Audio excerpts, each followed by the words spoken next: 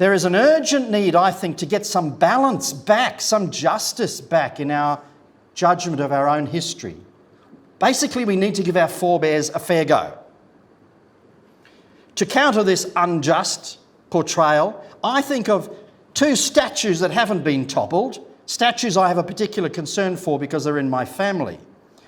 These two statues commemorate the best white brothers the black man ever had. So much for racist colonial people. These two counter the Marxist-led Black Lives Matter movement and its demoralising slander of our culture as racist. And it says what needs saying, that our colonial history has as much honour as shame. As much honour as shame. So, my three greats-grandfather, Robert Moffat, whose memorial stands in Ormiston, Scotland, he founded a real Black Lives Matter movement 200 years ago in the Kalahari Desert, southern Africa.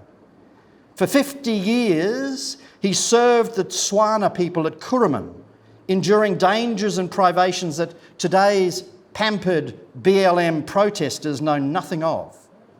He stood with the Africans against the marauding Boers. He taught them agriculture, freed them from the spiritual terror of the witch doctor. He brought a printing press to the desert and produced the first New Testament in an African tongue. Because black souls matter.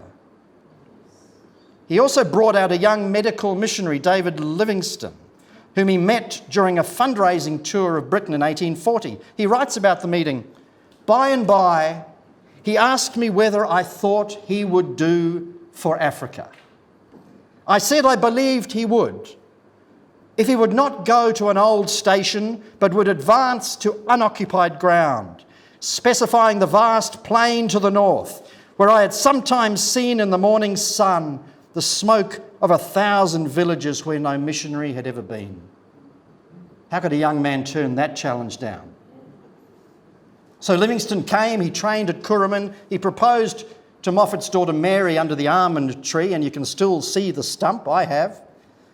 Then it was off north with him to the smoke of 1,000 villages and the smouldering foulness of the Arab trade in African slaves, the destruction of which became Livingstone's life work.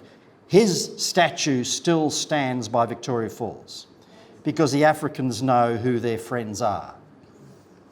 Those decades saw the English-speaking world, you know, these evil colonialists, achieve the greatest movement for moral good in any culture, in any age, as they exorcised the ancient evil of slavery.